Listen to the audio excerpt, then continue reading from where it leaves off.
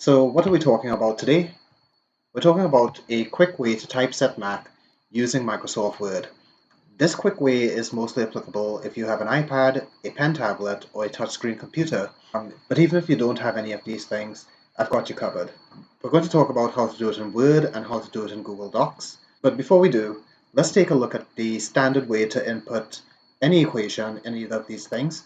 You search under your Insert tab and then you look for the equation button. You guys probably already know this. Let's try it together. Here's my Insert tab, third down. Here is where is my equation button? Why is life so hard? Oh, okay, here we go. Here's my equation button. And I can go ahead and type my equation as is necessary. So let's just say that we want to do an integral. Now, you're going to see that this is actually quite tedious in some ways. So let's do the integral from x is equal to 2 to, and then each time we want to move, we have to click in the appropriate box. So x is equal to 5 in this case. Now, if we want to enclose things in parentheses, for example, here I need to first put in my parentheses. Then let's say that we want to write a fraction. So over here I select this, I put in my fraction template, and then finally I'm ready to type something like 3x, let's say plus 2, all over. Let's just do a square root for the heck of it. Square root of, what's your favorite number? 4x squared. I needed to put that x inside this box. X squared minus 1. Okay, and of course this is the integral with respect to x. You can see that it was a bit tedious. It was not exactly an easy thing to do, but it is doable, and I've seen students achieve decent speeds in putting together expressions and equations just using the equation palette. If, on the other hand, you do have one of these tools, then you should use them. So let's start off with the first situation where you have one of these tools and you are working on a Windows operating system. If that's the case, what you want to do is to go from the Draw tab to the Ink to Math button. Let's do that together. Underneath my Draw tab, I have several options, but this is the one that I'm interested in, Ink to Math. Ink to Math is pretty smart, okay? It's not absolutely smart. Let me move this to another line, this cursor. It's not absolutely smart, but it will give you good results now and then. So for example, if I write my z's the way that I normally do, well, this is supposed to be a z, but for some reason it's saying that looks like a y to me. I can use this to try and correct it. And yep, nothing close to z. So it's pretty smart, but you're going to have to be a little bit creative in making sure that it writes exactly what you want. Nope, all right. Let's try and set up the exact same equation the same expression that we had from before. I'm using a pen tablet to write this in.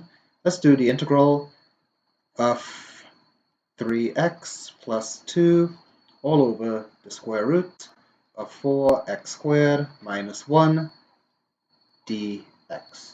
Now, I've deliberately made a lot of mistakes over here, the same way that you do when writing in real life.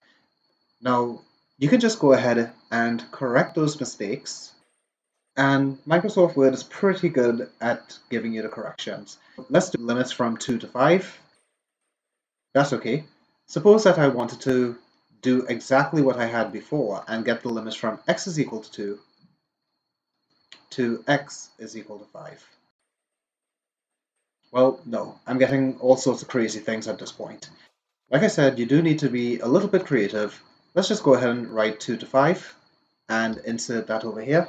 Now, if I insist on putting the x equals, I can always just go back into my equation, click on this object over here, and get my x is equal to, and down here my x is equal to. That's if I really want it.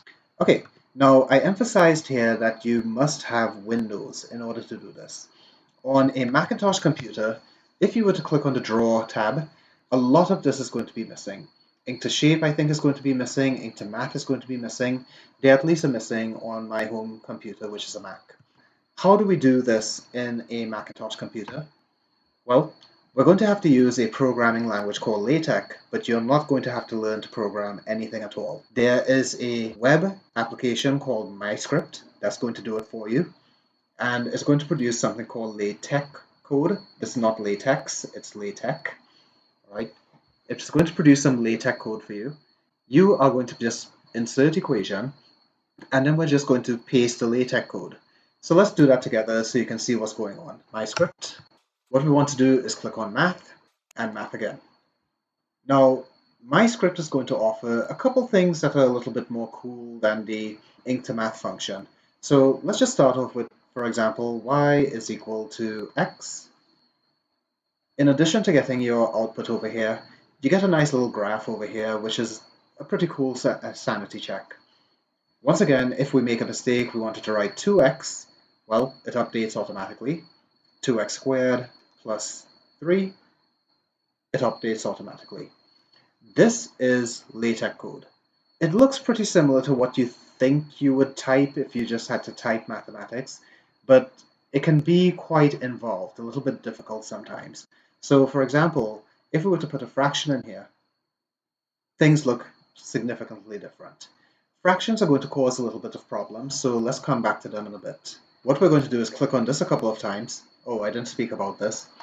You have a math output, which is nice and pretty, but you cannot copy it. There's no way to copy this thing as is presented to us over here.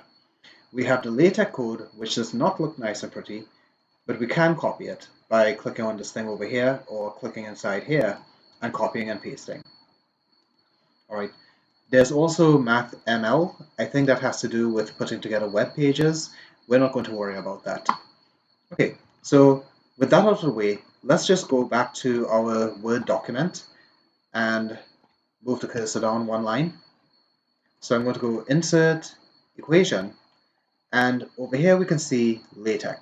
It's going to take LaTeX code, Control V, and if we hit Enter, we see that everything is rendered nicely. Let's try it one more time with this exact integral that we were dealing with before. So if I clear everything off, I want the integral of, let's make a few mistakes as we go along as well. 3x plus 2 over square root of 4x, I think it was minus 1. Okay, so we've made a couple mistakes as we went along. I forgot my squared. I can go ahead and put that in, and it adapts. And I want this thing to go all the way across, and it adapts. I can put in my limits of integration, 2 and 5. Good. What about the x's? X equals 2, x equals 5. Yes, and dx. Okay, so this is pretty much exactly what we want, but don't get too excited. Here we've written a fraction. Now, there is a warning on the slideshow, which is that if in the code you have a dfrac, so frac for fraction, you must delete the d and change it into a frac. Why is that? LaTeX, as I said, is a programming language. The code that you've written is sometimes interpretable by Microsoft Word.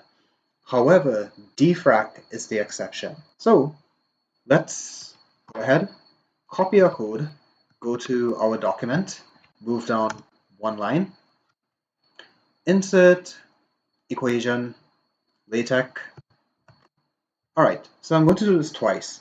One without changing the dfrac, the d in the dfrac, and what we get is a mess. That is exactly what we don't want. All right, trying it again. Insert, equation, LaTeX, and then we get rid of the d in dfrac. If I was to press enter here, which was my instinct over there, I would actually break the code in half and nothing would end up looking correct. So I'm just going to hit Control Z, so that I'm right back to the point where I started. Go to the end of the line, we don't need that full stop there, and press enter, and voila. We have, once again, really nicely formatted mathematics. If we were to be using ink2math and we make a mistake, so for example, I wanted to write 2y squared is equal to x over 4, but instead I write 2y over 4 is equal to x squared, all right?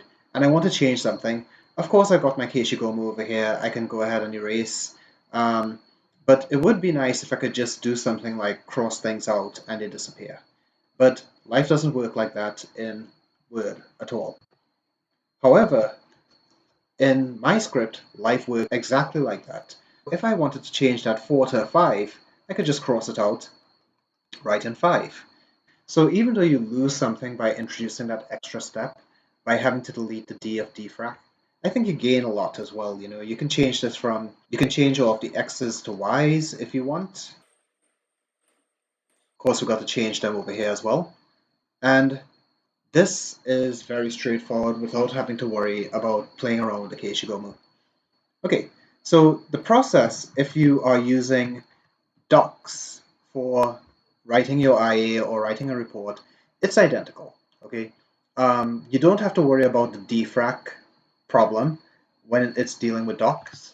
You do have to worry about this.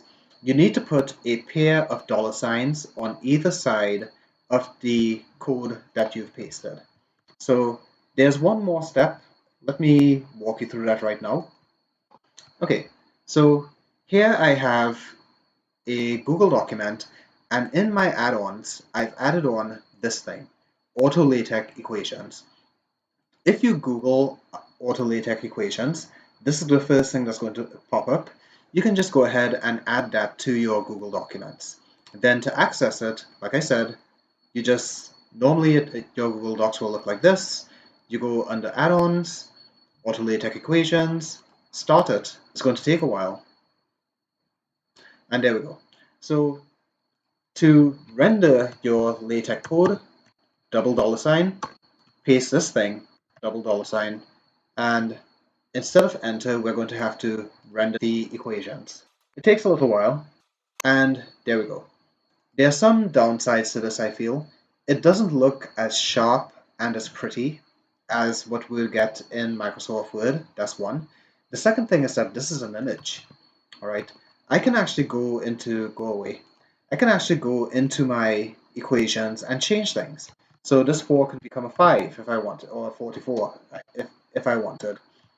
Whereas since this is an image, I can't go in there and change anything. I can resize it. That's always kind of cool. But that's pretty much all I can do. As long as you're careful about what you put in there, and as long as you remember to put the $sign on either side, $2 on either side, you won't have any problems whatsoever. And that's it. So these are your options for typesetting math, if you've got the tools or if you don't. Remember, the palette is going to be your friend, so try to get to know how to use it anyway.